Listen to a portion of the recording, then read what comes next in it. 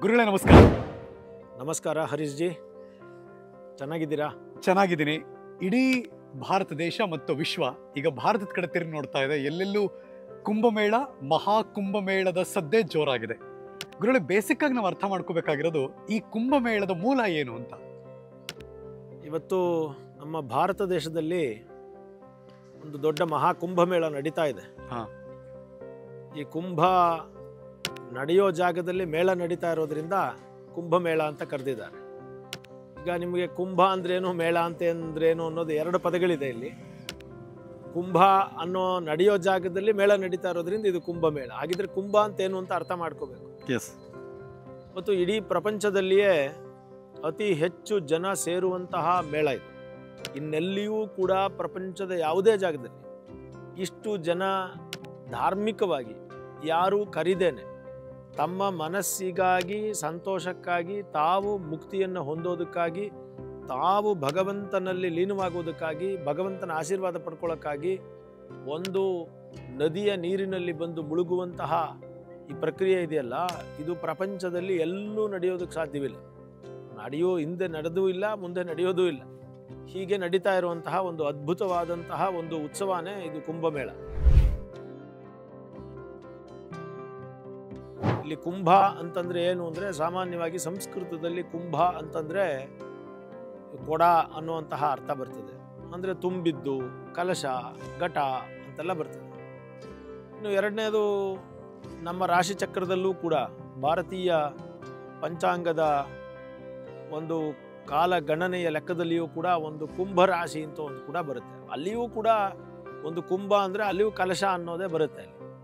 ಹಾಗಿದ್ರೆ ಇಲ್ಲಿ ಕುಂಭ ಅಂದ್ರೆ ಏನು ಅಂತ ಅರ್ಥ ಮಾಡ್ಕೊಳ್ಳೋದಾದ್ರೆ, ಕೊಡವೆ, ಕಲಶವೆ ಅಥವಾ ಪೂಜೆಗಿಟ್ಟಿರೋ ಒಂದು ಚೊಂಬೆ, ಏನಿದು ಕುಂಭ ಅಂತ ಕರಿತೀರಲ್ಲ, ಅಥವಾ ಬರೀ ಕುಂಭ ರಾಶಿನ, ಅಥವಾ ಕುಂಭ ರಾಶಿಗೂ ಇದಕ್ಕೂ ಏನಾದರೂ ಸಂಬಂಧ ಇದೆಯಾ?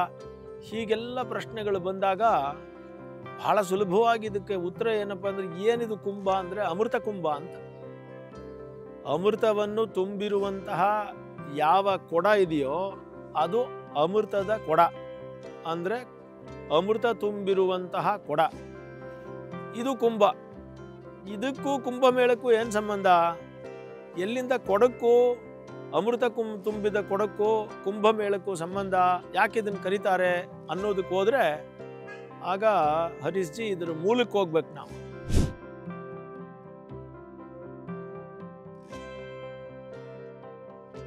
ಜಸ್ಟ್ ಕುಂಭ ಅಂದ್ರೇನು, ಕೊಡ ಅಂತ ತಿಳ್ಕೊಂಡ್ರಿ. ಕೊಡ ಅಂದ್ರೇನು?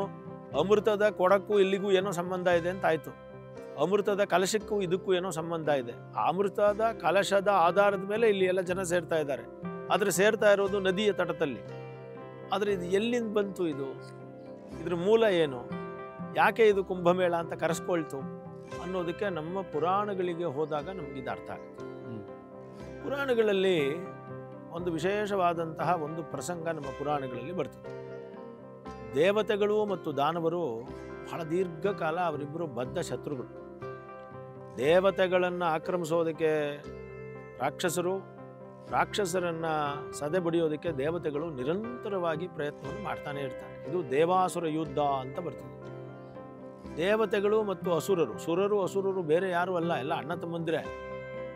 ಆದರೆ ಒಂದು ಕಾಲಘಟ್ಟದಿಂದಲೂ, ಅಂದರೆ ವೇದಗಳ ಆರಂಭ ಕಾಲದಿಂದಲೂ, ಸೃಷ್ಟಿಯ ಆರಂಭ ಕಾಲದಿಂದಲೂ, ಈ ಪ್ರಪಂಚ ಉತ್ಪತ್ತಿ ಆದಾಗಲಿಂದಲೂ ದೇವತೆಗಳಿಗೂ ರಾಕ್ಷಸರಿಗೂ ಕೆಲವು ವಿಚಾರಗಳಲ್ಲಿ ಭಿನ್ನಾಭಿಪ್ರಾಯಗಳಿವೆ.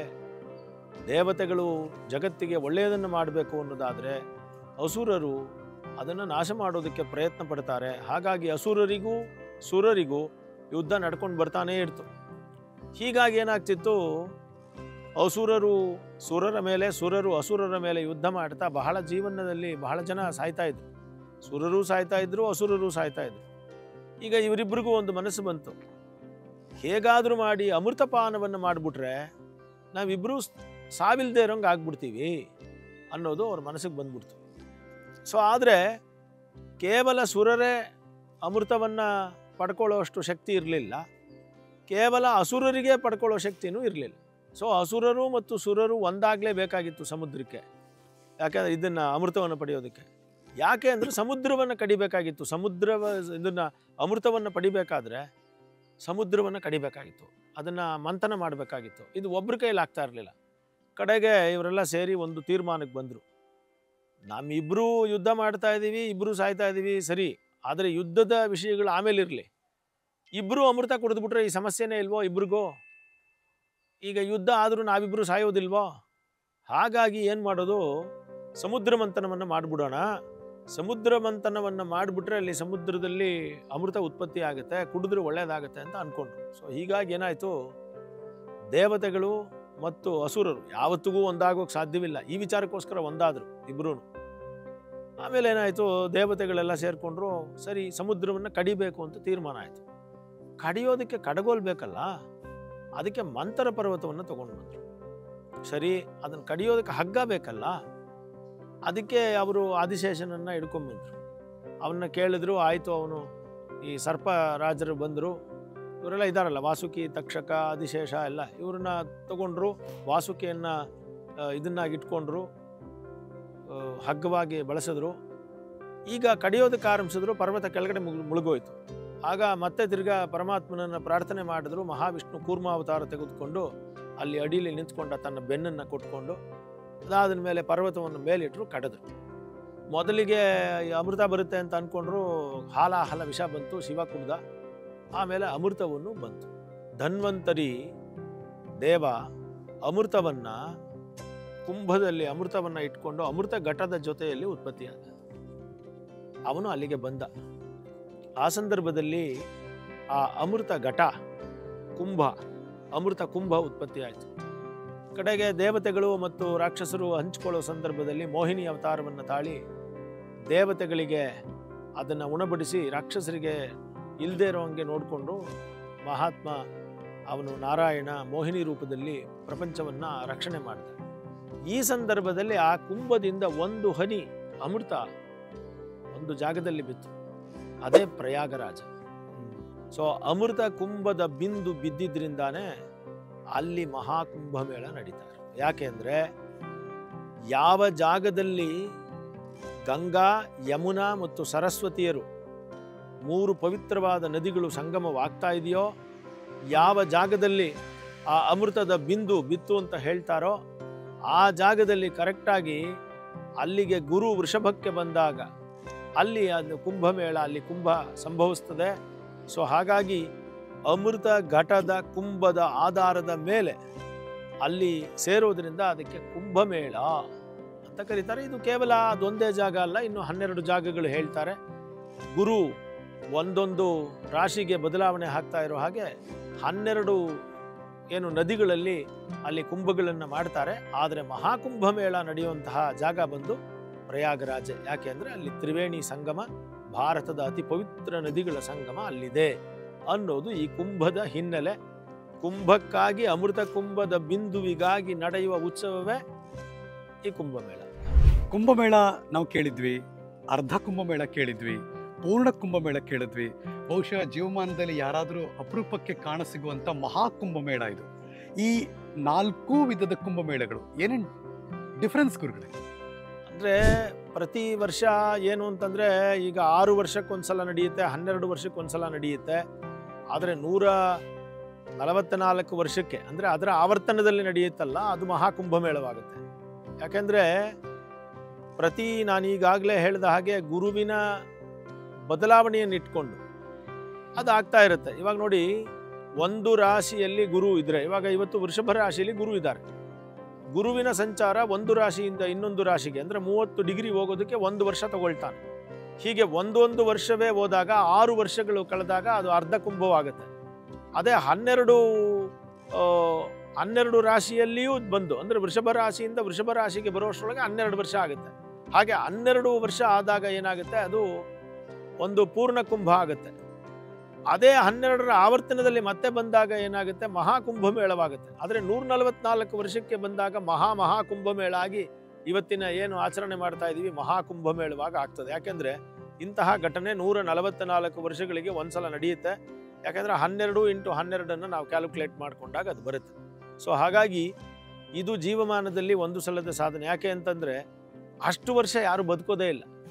ನೀವು ಸಾಮಾನ್ಯವಾಗಿ 12 ವರ್ಷ ಬದುಕ್ಬೋದು, ಅಥವಾ 64 ವರ್ಷ ಬದುಕ್ಬೋದು, 100 ವರ್ಷ, 104, 112 ವರ್ಷ, 120 ವರ್ಷ ಎಲ್ಲ ಬದುಕ್ಬೋದು. ಬಟ್ 144 ವರ್ಷದಲ್ಲಿ ಒಂದು ಕುಂಭಮೇಳವನ್ನು ನೀವು ಸ್ನಾನ ಮಾಡಿ ಮತ್ತೊಂದು ಕುಂಭಮೇಳದಲ್ಲಿ 144 ವರ್ಷಕ್ಕೆ ಇನ್ನೊಂದು ಕುಂಭಮೇಳಕ್ಕೆ ನೋಡುವಂಥದ್ದು ಮನುಷ್ಯ ಮಾತ್ರದವರಿಗೆ ಸಾಧ್ಯ ಆಗೋದಿಲ್ಲ. ಹಾಗಾಗಿ ಈ ಜೀವಮಾನದಲ್ಲಿ ಇವನಿಗೆ ಬಂದಿರುವ ಒಂದು ದೊಡ್ಡ ಸಾಧನೆ ಇದು. ಆ ಲೆಕ್ಕಾಚಾರದ ಪ್ರಕಾರ ಇದು ಯಾವ ಕಾಲಗಣನೆಯ ಮೂಲಕ ನಾವು ಹೇಳ್ತಾ ಇದ್ದೀವಿ? ಗುರು ವೃಷಭ ರಾಶಿಯಲ್ಲಿ ಇವಾಗಿದ್ದಾನೆ. ಇನ್ನು ನೆಕ್ಸ್ಟ್ ಕುಂಭಮೇಳ ಬರಬೇಕು ಅಂದರೆ ಇನ್ನೆಷ್ಟು ವರ್ಷ ಬೇಕು?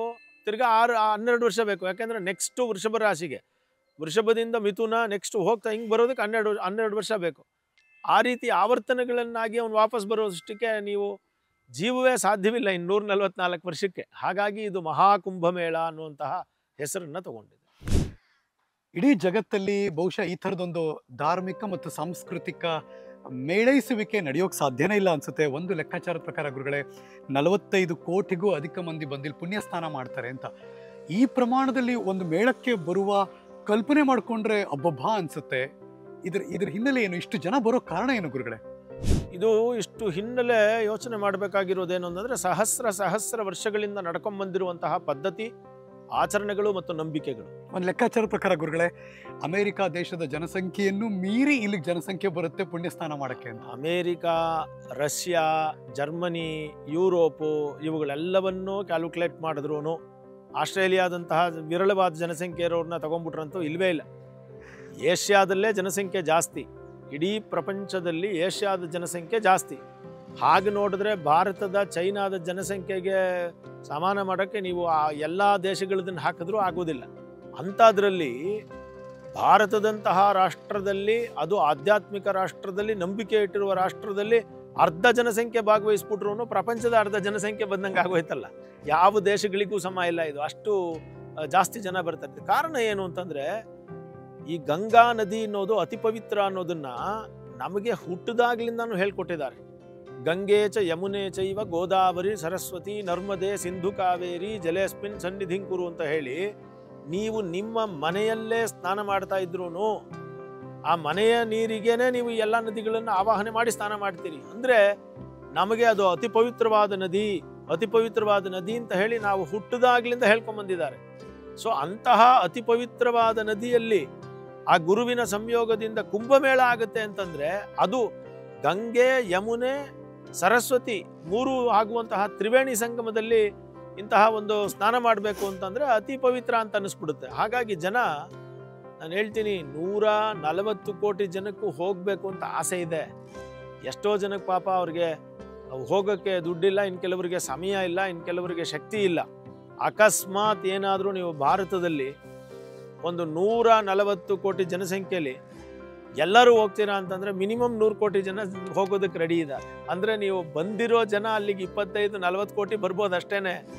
ಎಲ್ರಿಗೂ ಅವಕಾಶ ಏನಾದರೂ ಮಾಡಿಕೊಟ್ರೆ 100ಕ್ಕೂ ಅಧಿಕ ಕೋಟಿ ಜನ ಅಲ್ಲಿಗೆ ಹೊರಟೋಗ್ಬಿಡ್ತಾರೆ. ಅಂತಹ ಪವಿತ್ರವಾದ ಮೇಳ ಕುಂಭಮೇಳ. ಇಂತಹ ಒಂದು ಕುಂಭಮೇಳದ ಆ ಒಂದು ಇದಿದೆಯಲ್ಲ, ಈ ಜನ ಸೇರ್ತಾರೆ ಅನ್ನೋದಿದೆಯಲ್ಲ, ಆ ಕಲ್ಪನೆಯೂ ಕೂಡ ತಾವು ಹೇಳಿದ್ರಲ್ಲ, ಎಲ್ಲ ರಾಷ್ಟ್ರಗಳು, ಹರೀಶ್ ಅವರು, ಅಮೇರಿಕಾ ಇರ್ಬೋದು, ರಷ್ಯಾ ಇರ್ಬೋದು, ಆಸ್ಟ್ರೇಲಿಯಾ ಇರ್ಬೋದು, ಕೆನಡಾ ಇರ್ಬೋದು, ಚೀಲಿ, ಕೊಲಂಬಿಯಾ, ಯಾವ ದೇಶವೂ ಯೋಚನೆ ಮಾಡೋಕ್ಕಾಗೋದಿಲ್ಲ.